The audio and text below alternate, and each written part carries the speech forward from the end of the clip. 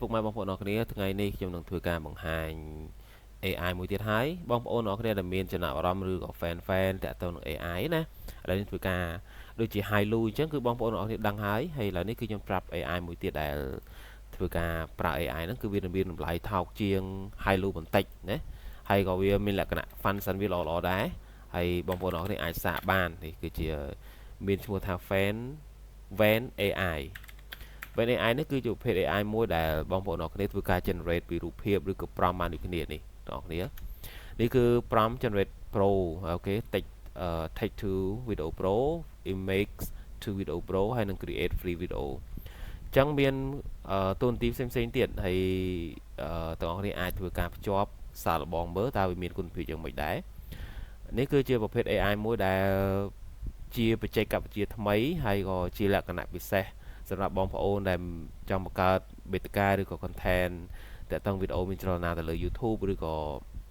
Facebook ហ្នឹងគឺអាចធ្វើបានដូចគ្នាអូខេយើងធ្វើការ log in មកហើយធ្វើការ connect ជាមួយ mail របស់យើងណាហើយខ្ញុំក៏បានប្រើជាមួយ mail រួចហើយដែរ connect ហើយដែរអញ្ចឹងអ្នកនរគ្នាអាចសាកល្បងមើលបានអូខេឥឡូវនេះខ្ញុំ connect រួចហើយនេះគឺខ្ញុំប្រើជាមួយនឹងគេ free ឲ្យយើងcredit ប៉ុន្តែខ្ញុំប្រើអស់ហើយក៏ខ្ញុំបង្កើតវីដេអូក្រោយមកដើម្បីឲ្យអ្នកនរស្គាល់ណាអ្នកនរអាចធ្វើការសាកល្បងប្រើជាមួយនឹង Van AI មើលសិនទៅនេះគឺជាប្រភេទបង្កើតវីដេអូល្អៗជាច្រើនអ្នកនរមើលឃើញហើយគឺស្អាតមែនតើគឺអាចនិយាយរួមមើលមិនចាញ់ high low ប្រហែលទេហើយតម្លៃវាក៏ថោកដែរអ្នកនរអាចឆែកមើលកន្លែងនេះបាននេះគឺតម្លៃវាគឺមានមួយខែមានមើលចំនួន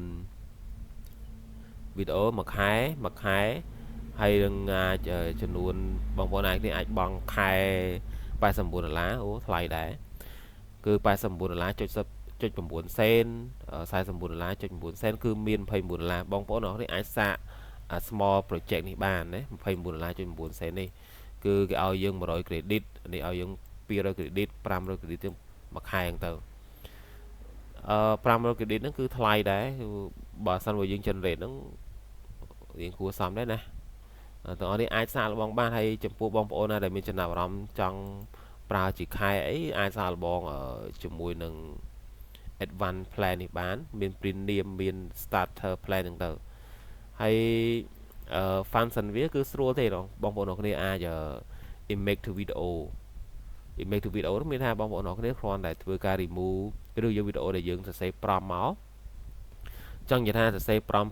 ពីណាយើងសរសេរ prompt ពីណាមួយដែលយើងអាចបានមកហើយយើង collect ចូលមកឧទាហរណ៍ថាយើងចង់បានមួយនេះអញ្ចឹងណា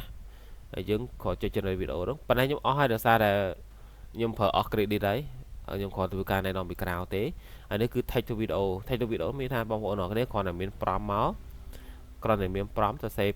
prompt នេះចូលទៅផាស prompt នេះចូលទៅវាចេញជាវីដេអូឲ្យយើងហើយអញ្ចឹងមាន resolution វាគឺមានប្រមាណទាំងអស់នេះមើលទៅមាន12:8 720អញ្ចឹងទៅអញ្ចឹងវាមាន quality របស់វីដេអូណាហើយបងប្អូនអរគ្នាអាចលក្ខណៈប្រើជាលក្ខណៈ human ហ្នឹងគឺមានថាទាំងអស់នេះអាចយករូបភាពរូបថតឬក៏រូបភាពណាមួយចេញពី view ដែលមានច្បាស់លាស់ជារូបភាពមនុស្សណាអាចដាក់ទៅអាចបញ្ចូលបានអញ្ចឹងណាអាចបញ្ចូលចឹងមកហើយអ្នកនរអាច generate វីដេអូមានចលនាដូចគ្នាហើយ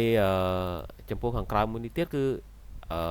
AI image generator អញ្ចឹងបងប្អូនអាចដាក់4ចេញម្ដង4ណានេះ1 2 3 4ទៅហើយអាចដាក់ចំនួននេះអាច select មើលនេះ solution សម្រាប់ YouTube សម្រាប់ TikTok ឬ Facebook ចឹងទៅអាចដាក់បានហើយដាក់កំណត់ចំនួនហ្នឹងមកវាឲ្យយើងហើយសូមអធិស្ឋានផងដោយសារតែខ្ញុំអស់ credit ហើយអញ្ចឹងអស់គ្នាអាចសាកល្បងមើលទៅបើថាមកល្អទេអាចនេះអាចប្រើជា plan នេះបាននេះ plan នេះហើយបើយើងហើយខ្ញុំមិនណែនាំថាឲ្យត្រូវតែប្រើទេទាំងអស់នេះអាចប្រៀបធៀបជាមួយនឹង high low បានជាមួយនឹង plan ហ្នឹងណាអូខេអញ្ចឹងវីដេអូខ្ញុំមានណែនាំតែប៉ុណ្្នឹងទេអត់ច្រើនទេគ្រាន់តែធ្វើការណែនាំVan AI នៃការប្រើគឺចលនា action រូបភាពដូចគ្នាទាំងអស់ដូចជា high low អញ្ចឹងមិនចាញ់ high low ប្រហែលទេណាបាទអរគុណ